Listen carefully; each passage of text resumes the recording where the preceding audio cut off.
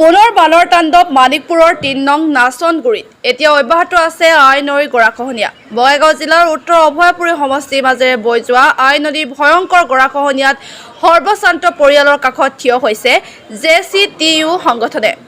সংগঠনৰ সভাপতি হৰেশ্বৰ দাস আৰু সম্পাদক হেমকান্ত ৰায়ৰ নেতৃত্বত অহা JCTUৰ নেতৃত্বই ব্ৰাণাকান্ত আৰু গৰাখহনীয়াত সৰ্বশান্ত হোৱা নাচনগুৰিৰ শতাধিক পৰিয়ালৰ মাজত গৰম কাপোৰ, খাদ্য সামগ্ৰী বিতৰণ কৰে। একেদৰে বাগবাৰীত প্ৰায় 250টাৰো অধিক পৰিমাণৰ মাজত একে সামগ্ৰী বিতৰণ কৰে। সংগঠনটোৱে চৰকাৰক খহনীয়া প্ৰতিৰোধৰ ব্যৱস্থা হাতত লোৱাৰ দাবী জনায়। নাচনগুৰি, বাগবাৰী, বালাৰপেট আই নদীৰ খহনীয়াৰ কবলত পৰি প্ৰায় নিশ্চিহ্ন হৈ যোৱাৰ পিছতো চৰকাৰে খহনীয়া প্ৰতিৰোধৰ ব্যৱস্থা হাতত নোলোৱাত ক্ষুব্ৰ হৈ পৰে।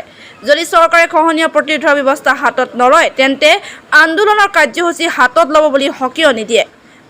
আই নদীয়ে নদী ভংগ কৰি মানুহক যি গৰাখহনীয়াৰ ফলত সৰ্বশান্ত হোৱা পৰিয়ালবিলাকৰ প্ৰতি এটা কিঞ্চিত সহানুভূতি সূচক আমি 3 মাহ আগতে যেতিয়া বিৰাট বানপানী হৈছিল আমি বৰঙণি সংগ্ৰহ কৰিছোঁ, নিজৰ পৰা দিছোঁ।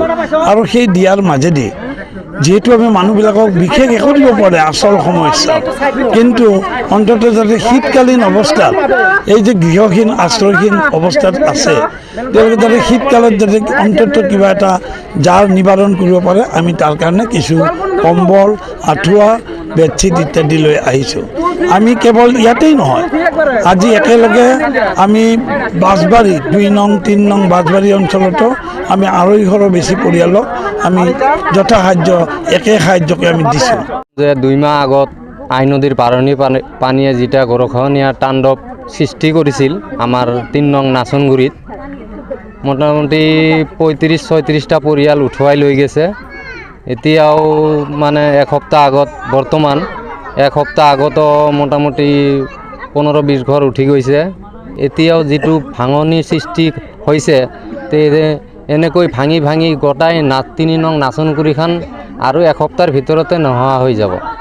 2 মাহ আগত ভাঙিছিল ধৰক মোটামুটি 1000 বিঘামান, এতিয়াও ধৰক এসপ্তাহত 1000 বিঘাৰ বেছি উঠুৱাই লৈ গৈছে। চৰকাৰে কোনো পদক্ষেপ লোৱা নাই।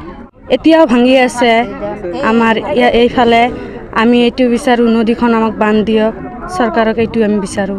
আমাৰ যে মাটি ঘাটি আছিল বা আমাৰ পাকা ঘৰ বাৰী আছিল, লেট্ৰিন বাথৰুম, আমাৰ তামোল গাছ বাছটো বহুত মাটি ঘাটি আছিল, সেইগিলা আমাক সাহায্য দিব লাগে বা ঘৰ বাৰীৰ পইচা দিব লাগে বা মাটি দিব লাগে, আমাক ঘৰ বাৰী স্থানীয় কৰি দিব লাগে, এইটোৱে আমাৰ সাহায্য।